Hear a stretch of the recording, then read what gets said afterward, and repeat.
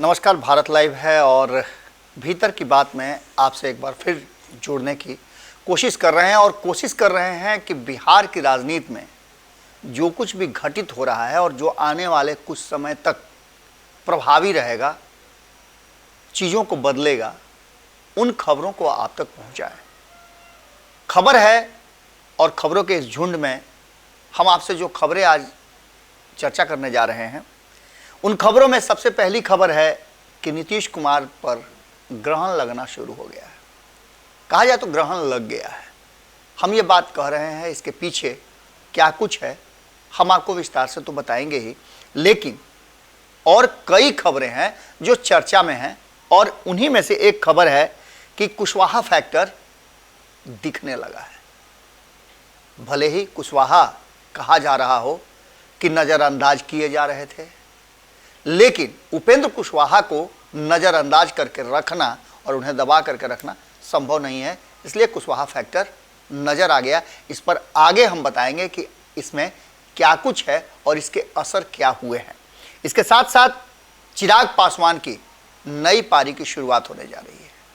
ये नई पारी किस तरह से होगी, इसके क्या परिणाम आएंगे और क्यों चिराग पासवान नई पारी की बात कर रहे हैं, वो काफ़ी महत्वपूर्ण है।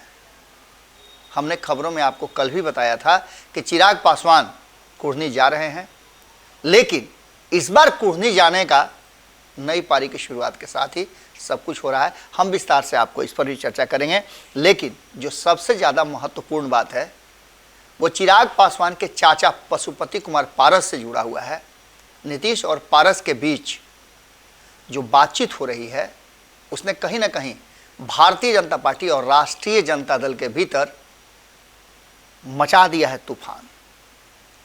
तो आइए अब इस पूरी खबर पर हम चर्चा करते हैं और इस चर्चा में सबसे पहले जो हमने आपको बताया था कि नीतीश कुमार पर ग्रहण लग गया है, वो क्यों हम कह रहे हैं।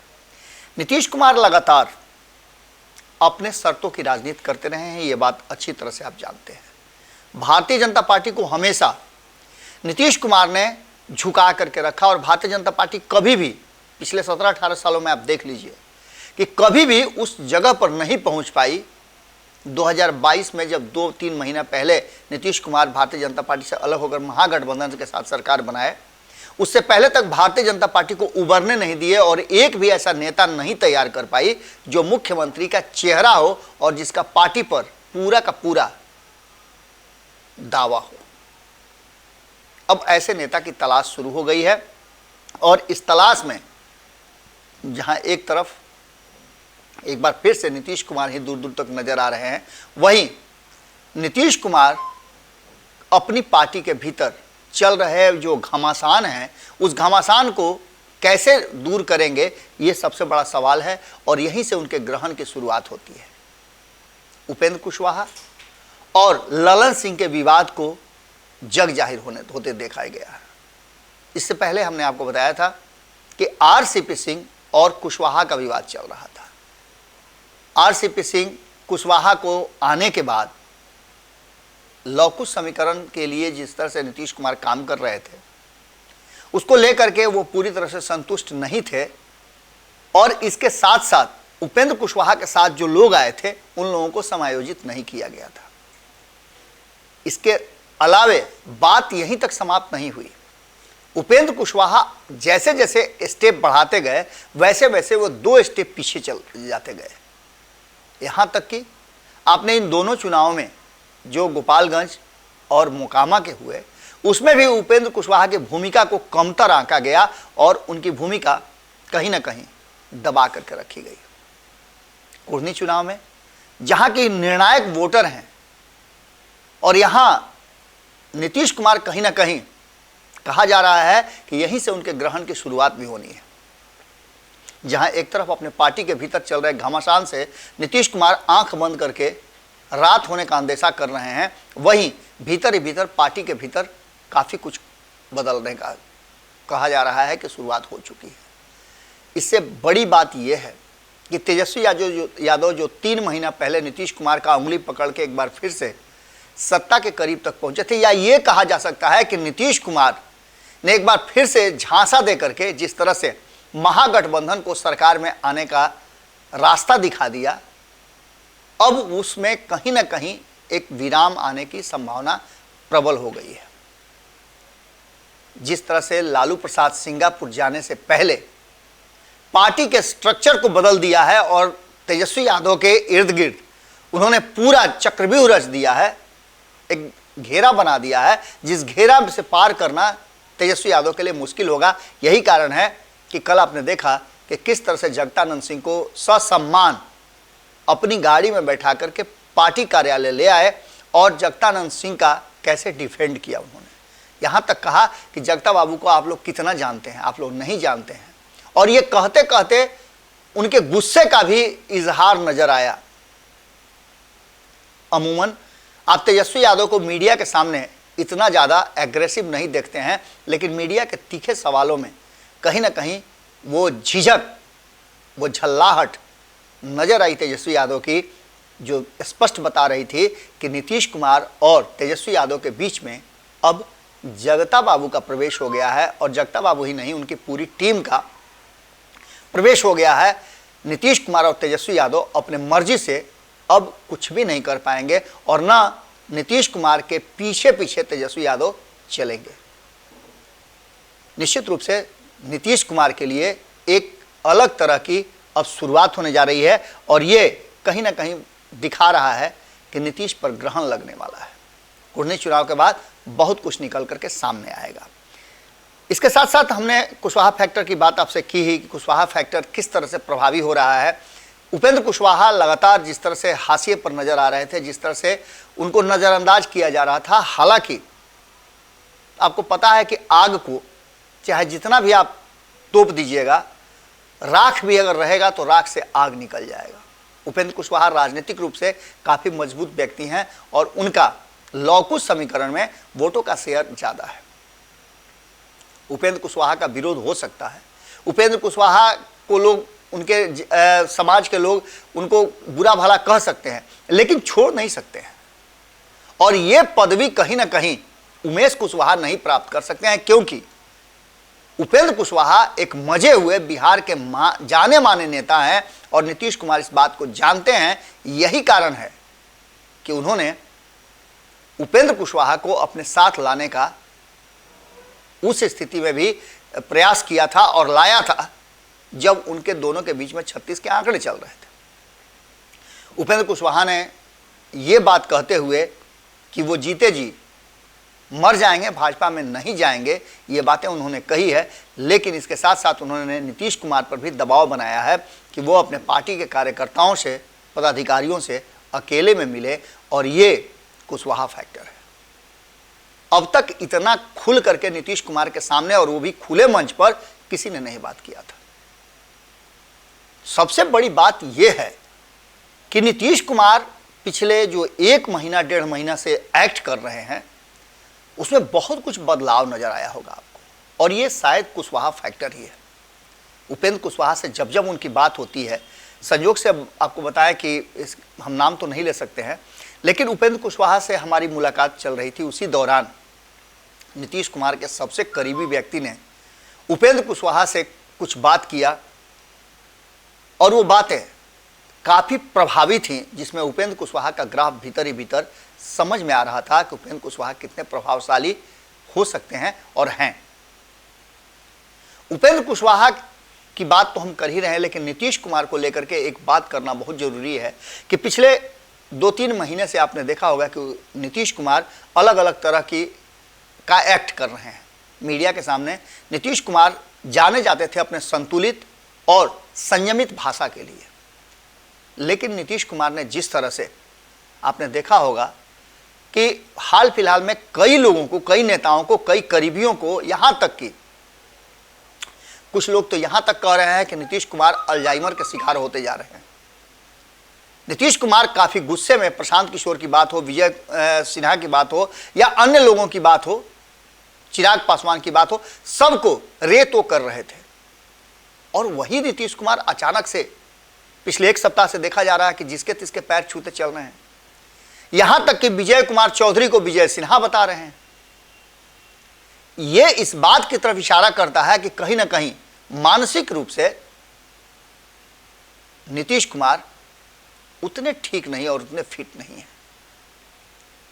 अब इसमें उपेंद्र कुशवाहा फैक्टर को उन्होंने स्वीकार करके एक बात तो साबित किया है कि कहीं ना कहीं नीतीश कुमार आज भी पार्टी के प्रति सोच रखते हैं। उनके हाथ से पावर निकलना पार्टी के लिए काफ़ी कष्टकर हो रहा है। आगे हम आपको बता रहे थे कि चिराग की नई पारी, चिराग पासवान लगातार 2020 का चुनाव खत्म हुआ, उसमें जो कुछ भी हुआ चिराग फैक्टर को लेकर के जदयू का कहना था कि उनके कारण उनकी सीटें कम हुई, जिसका खामियाजा उनको भुगतना पड़ा। दोनों तरफ भुगतना पड़ा। एक तरफ जहां नीतीश कुमार को उसका खामियाजा भुगतना पड़ा कि वो 43 सीट पर आकर के टिक गए, वहीं चिराग पासवान को खामियाजा भुगतना पड़ा कि लंबे समय से उनके पिता द्वारा बनाई गई पार्टी लोक जनशक्ति पार्टी और उसका सिंबल दोनों छीन गया। पार्टी दो खंडों में विखंडित हो गई और अकेले बच गए 5 सांसदों वाले चिराग पासवान।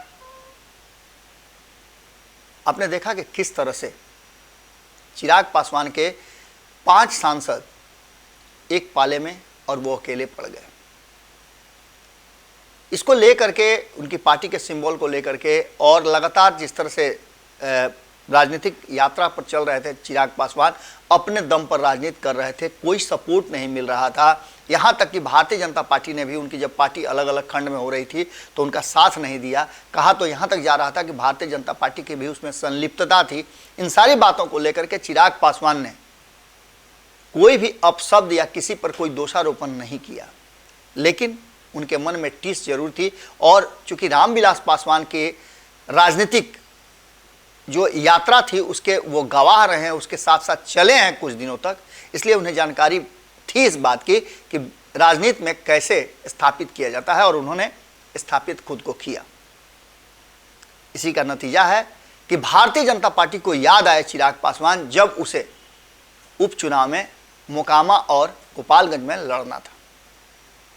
अंतिम समय में भारतीय जनता पार्टी का पूरा, हमने आपको पहले ही बताया है कि भारतीय जनता पार्टी भले ही अपने आप को दुनिया की सबसे अधिक संख्या वाली पार्टी कहती हो, काफ़ी मजबूत कहती हो कि देश के अलग अलग राज्यों में, कई राज्यों में, अधिकांश राज्यों में उसकी सरकार है, लेकिन बिहार की बैसाखी कभी वो हटा नहीं पाई। यहाँ हमेशा लंगड़े की तरह वो चलती रही और नीतीश कुमार कभी किसी की बैसाखी उसको मिलनी चाहिए थी, तभी वो सत्ता में रह सकती थी। और यही कारण है कि चिराग पासवान आए, उन्होंने असर जरूर पैदा किया, कारण कि उनके वोटर पूरी तरह से डेडिकेटेड हैं और वो अपने नेता को मानते भी हैं और उसके तरफ वोट भी करते हैं। अब जो नई पारी की शुरुआत की बात कर रहे हैं आपको, तो कुर्नी चुनाव के समय ही, अभी हाल फिलहाल में कुर्नी से लेकर के गुजरात तक लगातार चिराग पासवान का आना जाना हो रहा है, वहाँ चुनाव में प्रचार भी कर रहे हैं। उन्होंने वादा किया है कि वो कुर्नी में जाएंगे और एनडीए की जीत का हर वो काम करेंगे। आपको हमने बताया था कि जिस तरह से नीतीश कुमार अपने कुशवाहा वोटरों को, कुशवाहा उम्मीदवार होते हुए नहीं अपने पाले में कर पाए हैं, अब तक नहीं कर पाए हैं, ये सत्य है। क्योंकि अब तक उनके उम्मीदवार और उनकी पार्टी के नेता भूमिहारों को मनाने में, यादवों को मनाने में, सवर्णों को मनाने में लगे हुए हैं, लेकिन यहाँ सेंधमारी जबरदस्त हो रही है। एमवाई समीकरण भी पूरी तरह से यहाँ बिखरा हुआ नजर आ रहा है और एक भी बड़े कार्यकर्ता, बड़े पदाधिकारी, बड़े नेता को राष्ट्रीय जनता दल के आपने नहीं देखा होगा कि वो गए हैं कुर्नी में चुनाव प्रचार कराने। तेजस्वी यादव ने जाने का वादा तो किया है कि वो आज भी ललन सिंह के साथ मंच साझा करेंगे। 3 जगह उनकी सभा है, जो कल ही उन्होंने जगता बाबू को लेकर के जब वो कार्यालय में आए थे तो मीडिया को बताया था। लेकिन इन सब बातों को अगर देखा जाए तो कहीं ना कहीं चिराग पासवान की नई पारी की शुरुआत कुर्नी चुनाव से होने जा रही है। कुर्नी में अगर भारतीय जनता पार्टी की जीत होती है तो उसमें बड़ा योगदान चिराग पासवान का होगा। अंतिम समय में जिस तरह से उन्होंने गोपालगंज और मोकामा में अंतर पैदा किया था, यहाँ भी शेड्यूल कास्ट के वोटरों का, जिसमें उनके समाज का, पासवान समाज का 30,000 वोट है, वहीं अगर हम बात करें तो 28,000 रविदास हैं और 26,000 मुसहर समाज का वोट कुर्नी में है। सबसे बड़ी बात है कि कुर्नी में शराबबंदी को लेकर के जो चीज़ें सामने आ रही हैं वो भी काफ़ी असर डालने वाली हैं और इस समाज के लोग बड़ी संख्या में कुर्नी में शराबबंदी के कारण जेलों में हैं। चिराग पासवान ने पहले ही इशारा कर दिया है कि उनके वोट उनके तरफ ट्रांसफर होंगे। हालांकि पशुपति कुमार पारस पर भारतीय जनता पार्टी को उतना भरोसा नहीं है और यहीं से चिराग पासवान की एक नई पारी की शुरुआत होगी। सिंबल की और पार्टी के नाम की, पार्टी की वापसी की जहां बात चल रही थी वहां सुनवाई होनी थी, लेकिन सुनवाई को चिराग पासवान के आग्रह पर आगे बढ़ा दिया गया है।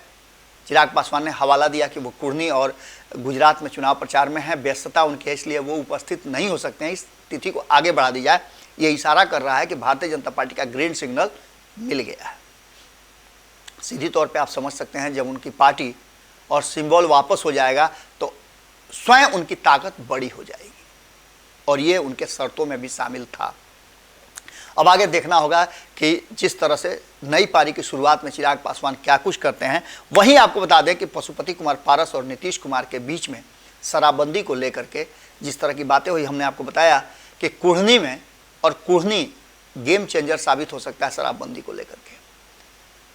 जिस तरह से पशुपति कुमार पारस ने नीतीश कुमार को, इससे पहले सुशील मोदी ने भी शराबबंदी को लेकर के बताया था कि रेवेन्यू का भारी नुकसान हो रहा है और ये रेवेन्यू जो है अवैध तरीके से उन लोगों के पास जा रहा है जो इसके अवैध धंधा में, इसकी तस्करी में लगे हुए हैं।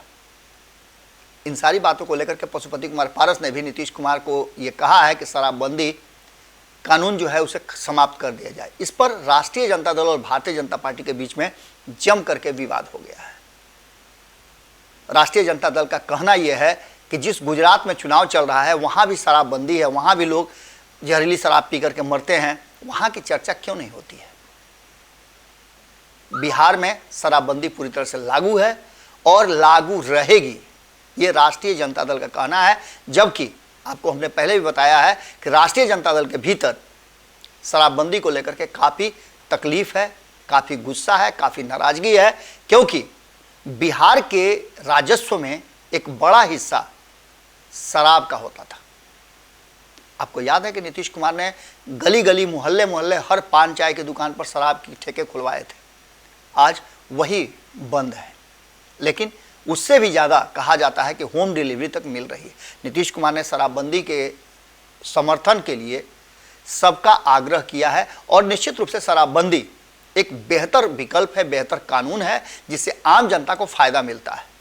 लेकिन इसके लागू करने और इसकी तस्करी ने कहीं ना कहीं इस पूरे सिस्टम को ध्वस्त कर दिया है। नीतीश कुमार पर हमेशा आरोप लगता रहता है कि शराबबंदी उनका सबसे ज़्यादा फेल्यूर निर्णय है, लेकिन इसके बावजूद भी नीतीश कुमार 2016 से लगातार शराबबंदी पर समीक्षा करते हैं और इसको लागू रखने और इस पर कड़ी कार्रवाई करने की भी बात करते हैं। अब तो उन्होंने ऑफर भी दे दिया है कि जो शराब की तस्करी में लगे हुए हैं वो व्यवसाय करना चाहते हैं तो आएँ और वो व्यवसाय करें। खैर, ये सब बातें तो चल ही रही है, लेकिन बिहार की राजनीति में कई ऐसे परिवर्तन होते नज़र आ रहे हैं। नज़र ये आ रहा है कि जहाँ एक तरफ नीतीश कुमार और तेजस्वी यादव ने एक शुरुआत की थी, अब उस शुरुआत के बीच में एक बार फिर से जगदानंद सिंह का प्रवेश हो गया है और ये नीतीश कुमार के लिए काफ़ी टेंशन देने वाला है। यानी कि कहीं ना कहीं नीतीश कुमार के आगे बढ़ने वाले रास्ते पर ग्रहण जरूर लग रहा है। वहीं आपको बता दें कि जीतन राम मांझी हों, चिराग पासवान हों, प्रशांत किशोर हों या फिर मुकेश सहनी हों, ये सारे लोग अब बिहार की राजनीति के आने वाले भविष्य के बारे में सोचना शुरू कर चुके हैं। देखने वाली बात ये होगी कि कुर्नी चुनाव के बाद किस तरह का बिहार में राजनीतिक परिवर्तन होता है। लेकिन इतना मान के चलिए कि कुर्नी चुनाव निर्णायक मोड़ पर आकर के खड़ा है। 5 तारीख को जब वोट पड़ेंगे तो बहुत कुछ कुर्नी की जनता संदेश दे देगी और ये संदेश किसके लिए कितना कारगर होता है, किसे फ़ायदा और किसे नुकसान पहुंचाता है, ये बड़ा ही दिलचस्प होगा। आज के भोरे भोर में माफ़ कीजिएगा, आज भीतर की बात में हम आपसे यहीं विदा लेते हैं। कल फिर मुलाकात होगी नई बात होगी और भीतर से निकाल कर आप तक खबरें पहुंचाएंगे। बहुत बहुत धन्यवाद। नमस्कार। अगर ये वीडियो पसंद आई और वह बिहार के राजनीति और बिहारियत से सरोकार रखेनी तो सब्सक्राइब बटन दबा के चैनल के सब्सक्राइब कर ली। ओजे एगो घंटी बा, ओकरा बटन दबा देला से कुल सटीक और मारक खबर रुआ मुफ्त में मिल जाई। अगर रुआ पत्रकारिता के हमनी के नया प्रयोग में सहयोग कर चाहतानी तो ज्वाइन बटन दबा दी। पेटीएम नंबर नोट कर ली 9386816700। धन्यवाद।